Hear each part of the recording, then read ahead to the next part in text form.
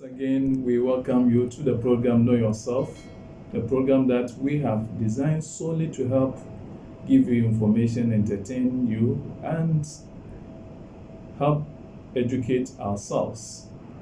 Today is yet another edition which I've captioned Steps Towards Divorce. As we may know, the journey of life begins in the womb and continues through birth. Again, when the child is born, he cross schools. In some cases, some people learn some trades. And I'm looking at an ideal situation in life.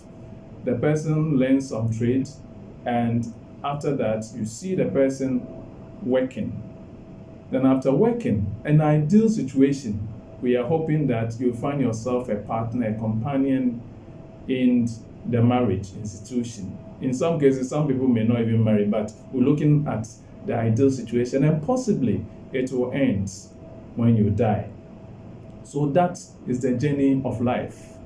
And so, just as it happens in the journey of life, the journey to divorce also goes through steps.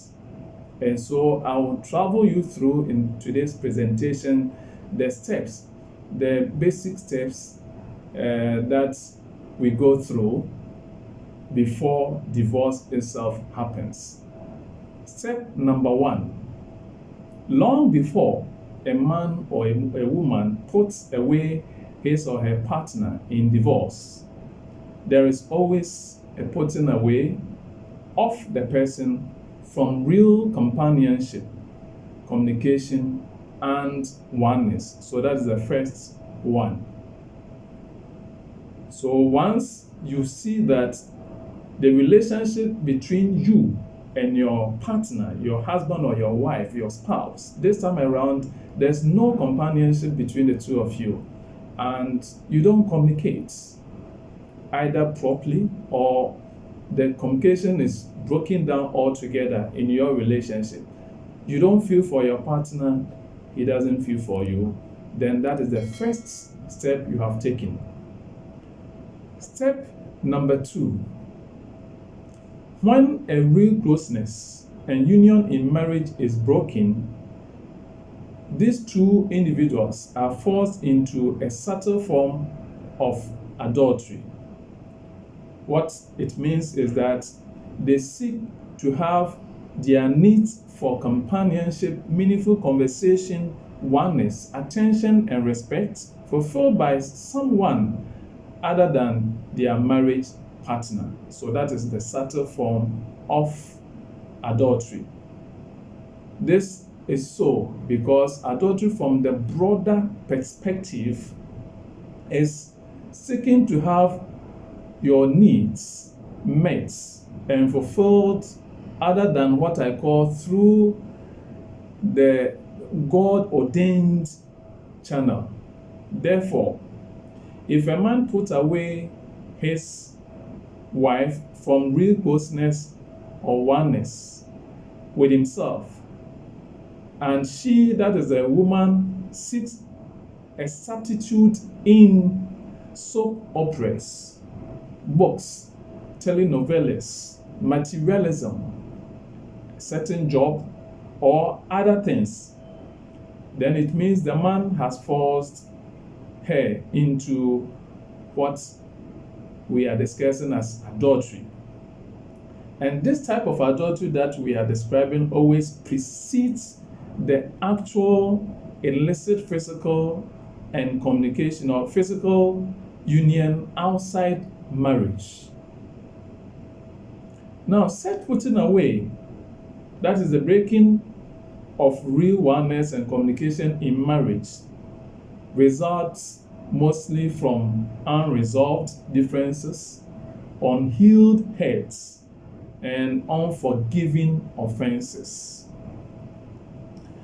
Now, often the differences that will begin the whole trouble begins with something very simple. If these simple things are unresolved, they will then destroy the real communication and oneness in that marriage. The couple may continue sharing a house. In some cases, you see them, they stay together, you see them even smiling at each other. And at times they have a physical relationship. They will just be doing that for doing sake. The reunion at that time is ended. Now, because at this point someone feels hurt,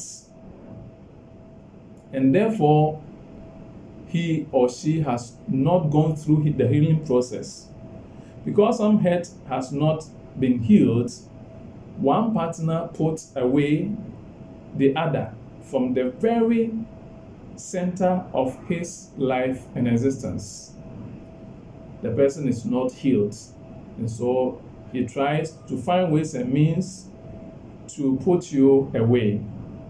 The putting away may be done when the expectations of that individual partner are dashed again and again, over and over again.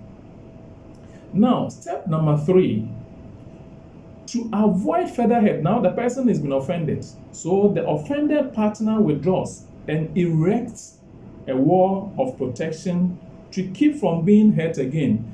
Yes, the other day you did it, I mentioned. You have done it not once, not twice. It has been over and over again. And so, in order to not get further hurt, the person erects a wall. Then number 4, the hurt person may seek to get even at this time. So this hurts, offends, or irritates the other person. At this time, this one has erected a wall, and this one has also erected a wall. Then point number 5, or step number 5, he or she then erects a barrier or wall also. So it becomes like tit for tat. Once this one has done, I've also done it. So in that relationship, this one has erected a wall, the other person has also erected a wall.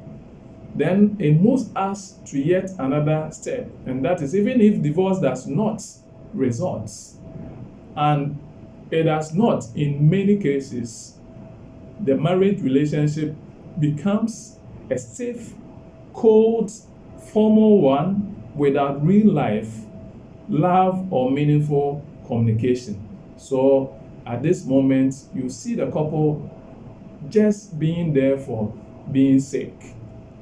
At times, some will not even communicate, they don't talk. And if they talk, it is at times even through writing. So if I'm hurt, the person will just brush over me. And once this happens, where we don't have that closeness, we don't have that communication is broken down, you move to yet another step. Don't forget that at this time, we have already talked about adultery, which will precede the real adultery. So the next step is that the partners no longer meet one another's needs at this time. You don't see them meeting each other's needs. If you are hurt, I care less. If I'm hurt, you care less. And so we just there as if we are to be there for being their sake. Then we come to the very last step, and at this time we can talk of adultery, that is physical or emotional detachment or results. And as empty people seek fulfillment at this time, they will try and seek fulfillment outside their marriage. In this case, most people will find either fulfillment for other things together with the actual physical illicit relationship outside their marriage. In fact, they do that without guilt because they don't feel anything for their partners at this time. And so, as you may have noticed through our discourse, through the presentation, we are called as couples to be vigilant in our marriage, because Satan is at war with couples. He knows what he stands to gain by destroying marriages. We are to be mindful of the steps, as we have already discussed, to enable us seek early help, first from God, because God is the one who instituted marriage. He is the creator. He brought and instituted the institution called marriage in the Garden of Eden. So when you are in crisis like this, you need to seek the first assistance from God. Then on earth, you can think of a professional counselor. Then your pastors could also be of help to you. In fact, you do this before the situation deteriorates beyond repairs. And I'm sure what we have tried to do is to help you know all the steps, so that once you take the very first step by putting away the real companionship, communication, and oneness away from your partner, you then need to take immediate action in order not to get to the second up to the last 8 points. We're so grateful once again for your time. And as the nature of the program is, we entertain your comments all the time. If you have any suggestion that will help us serve you better, it is welcomed. Once again, thank you so much for your time. Bye-bye.